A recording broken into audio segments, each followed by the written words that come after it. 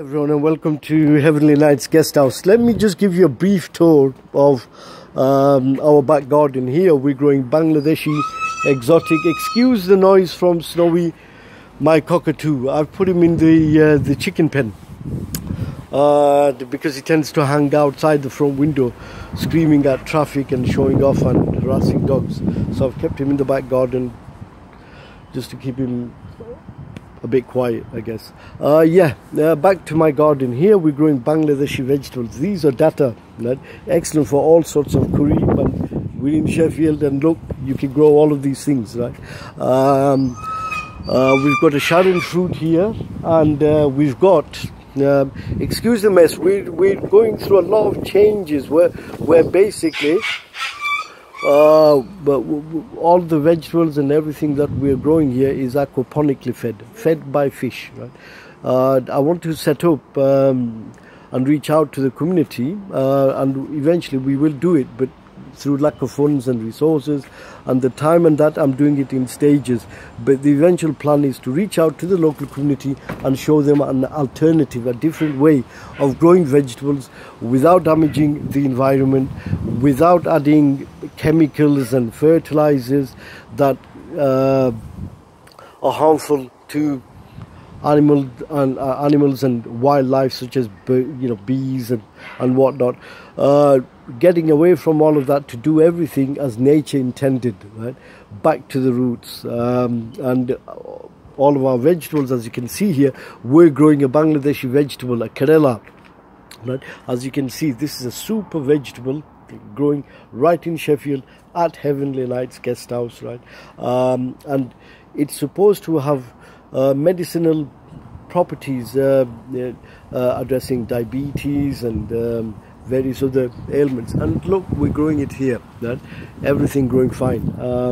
All of these are aquaponically fed. Basically the fish, the koi fish in the pond, give them all the nutrients. They in turn absorb all the nutrients and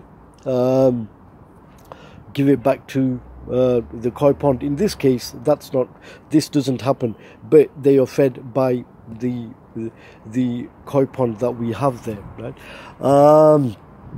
And that goes with most of these vegetables. The tomatoes as well, these are herbal tomatoes, and these you can grow, you can have them raw with various dishes, chicken, meat, fish, does quite well, and then when it ripens you can have it for your salads. And with green tomatoes, as you can see, with the green tomatoes, it gives it a nice sour tangy taste, and we've got loads. These are what we use for our dishes.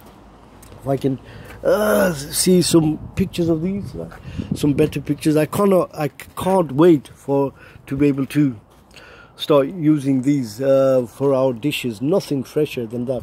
And here we've got some chilies growing as well. All of these essentially ingredients, and each one of these plants is organically fed by the koi in the pond. And here we've got pomegranate tree. This one, let me just quickly show you. This one is the Bangladeshi lau. As you can see, it's growing there, right? And they can weigh up to, I believe, 10 kilos. I might be wrong, right? You can see one there as well. It's very good in terms of helping to reduce weight because it contains a lot of water. And growing in Sheffield, a Bangladeshi vegetable, right? It's easily done, right? Nothing complicated, and again, all of it is fed by our pond. Excuse the noise in the background from Snowy. Oi! Shush! Chop! Right? He's antagonizing a dog. If you can hear the dog's background, he's been barking with him, right? And yes, these are all fed by the koi pond, right? If I can quickly show you, right, our aquaponic system, right, where the fish are also feeding our vegetables. In here you can see we're growing mint with clay pebbles, no soil whatsoever, no soil, right?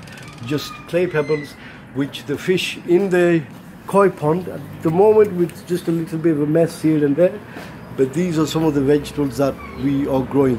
The purpose is I'm showing all of this because the purpose is to be able to reach out and teach the local community how to grow all of these organically fed vegetables without adding chemicals and soils which is damaging to the environment. And it's a cheap alternative way of doing your own farming without killing any of your plants by overwatering or underwatering. In here we've got a Bangladeshi spinach, right?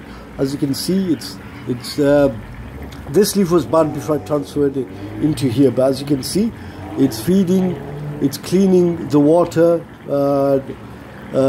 here. It's acting as a secondary filter, absorbing all the nutrients and then giving it back to the fish. And there you can see doing perfectly well. The purpose of this is to show you an alternative way of farming and getting all the nutrients back without having any impact or any damage to the soil. I'm doing it in stages, lack of funding as I've said, right? But gradually, once we've ironed out and tweaked out the problems, and it's about recycling things. Again, here we've got chilies. You can see one chili there growing, which we're going to be using in our dishes. But with all of these, aubergines there. But with all of these, it's about recycling everything so that we don't keep on having to use water with expensive bills to pay.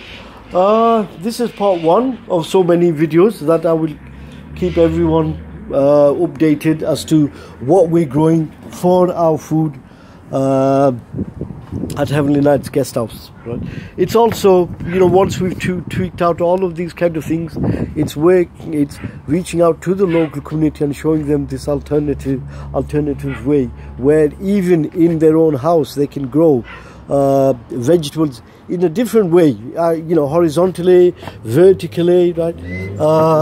As we've done it there, horizontally, we're growing these. These can be done. Ideally, it's a brilliant way of growing vegetables with fish, right? In a small garden. Right?